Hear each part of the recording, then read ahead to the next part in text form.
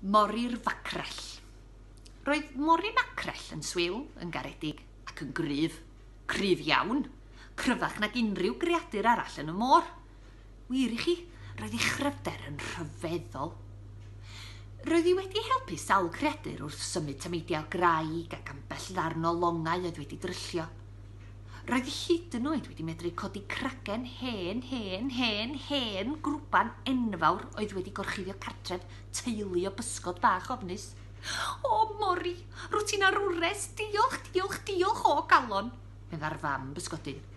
Cochodd Mori wrth iddi ddiolch gymaint. Mae'n iawn siŵr, does dim isio chi ddiolch, dim traffath o gwbl. Roedd hi'n arwres, ac roedd na lawer o greaduriaid yn ddiolchgar iddi, yn enwedig un morfil mawr. Daeth macrell bach i chwilio am Mori un diwrnod, gan alw arni'n bryderus. Mori, ted, brysia, mae yna broblem fawr. Nofiodd Mori ar frys ar ôl y facrell fach. Roedd un o'r morfilod mwyaf wedi cael ei ddal ar y traeth, a'r llanw wedi mynd allan. Roedd y morfil wedi bod yno ers peth amser, ac yn wael iawn erbyn hyn. Roedd torf o greaduriaid wedi casglu yn y môr wrth y traeth, yn pryderu am y morfil druan. O na, meddai Mori, ond be allai i wneud?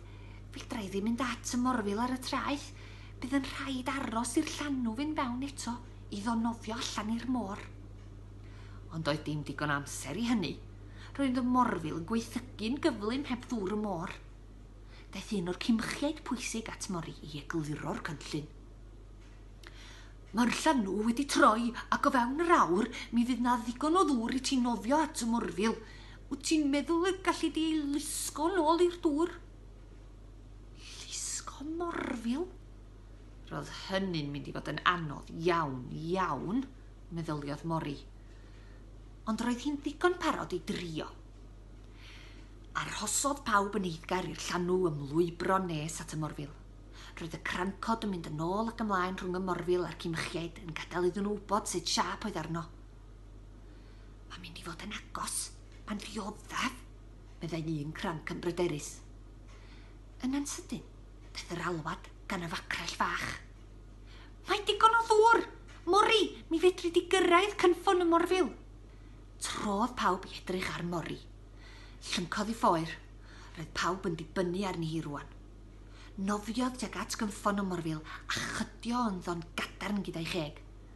Tynnodd a thynodd. Roedd hyn yn anodd. Rhy anodd, meddyliodd Mori.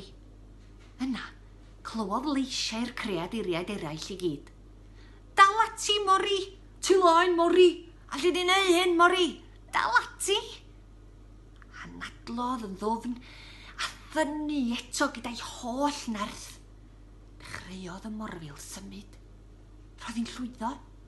Roedd hi'n ei lusgo, ond roedd hi'n bell o ddyfnder a fyddai'n ddigon i'r morfil. Felly gnaeth Mori rhywbeth rhyfeddol. Chwiliodd yn ddofn at i mewn iddi am gryfder ychwanegol. Roedd hi'n ddigon cryf i wneud hyn, meddyliodd, cyn rhoi plwc nerthol i gynffon y morfil. Cododd y morfil oddi ar y tywod, allan o'r dŵr, uwch ben o'r holl greaduriaid eraill.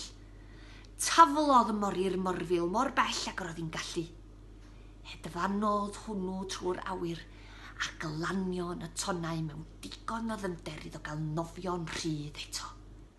Hwrre! Bloeddiodd pawb. Roedd Mori allan o wynt yn lan. Ond roedd hi'n falch o allu helpu'r morfil. Doedd morfilod ddim yn cymysgu llawer gyda chreaduriaid eraill, ond diolchodd y morfil yma i Mori gan ddweud wrthi y byddai o yn ffrind iddi hi am byth. Gwenyn swil wnaeth Mori. Doedd hi ddim yn hoffi sylw, ond roedd hi'n hoffi helpu creaduriaid eraill. Roedd hi'n arwres. Ar rhyw ddiwrnod, byddai hi'n cael ei galw i helpu arwyr eraill.